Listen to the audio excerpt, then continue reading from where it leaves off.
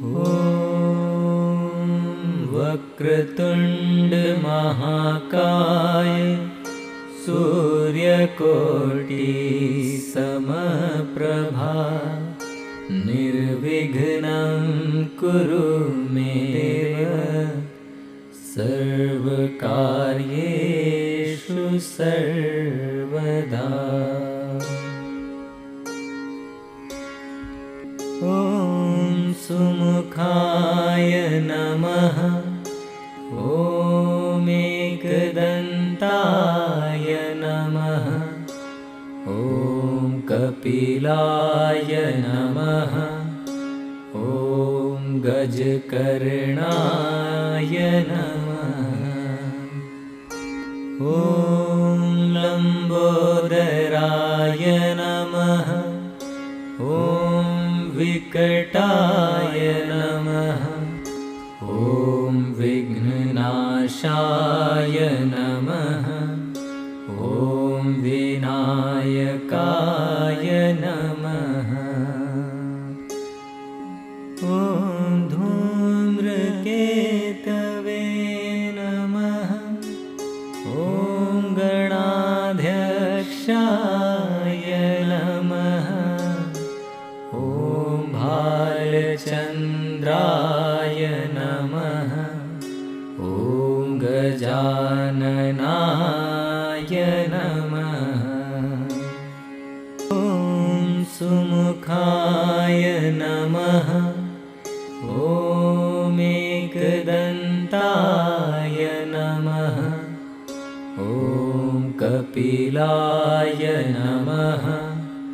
ॐ गजकर्णाय नमः। ॐ लम्बोदराय नमः। ॐ विकटाय नमः। ॐ विघ्ननाशाय नमः। ॐ विनायकाय नमः। ॐ धूम्रकेतवे नमः। ॐ गणाध्यक्षाय नमः। ॐ भालचन्द्राय नमः। ॐ गजाननाय नमः। ॐ सुमुखाय नमः।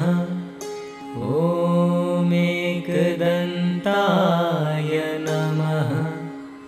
ॐ कपिलाय नमः। ॐ गजकर्णाय नमः। ॐ लम्बोदराय नमः। ॐ विकटाय नमः। ॐ विघ्ननाशाय नमः। ॐ विनायकाय नमः। ॐ धूम्रकेतवे नमः। ॐ गणाध्यक्षाय नमः। ॐ भालचन्द्राय नमः। ॐ गजाननाय नमः। ॐ सुमुखाय नमः। ॐ एकदन्ताय नमः। ॐ कपिलाय नमः। ॐ गजकर्णाय नमः। ॐ लम्बोदराय नमः।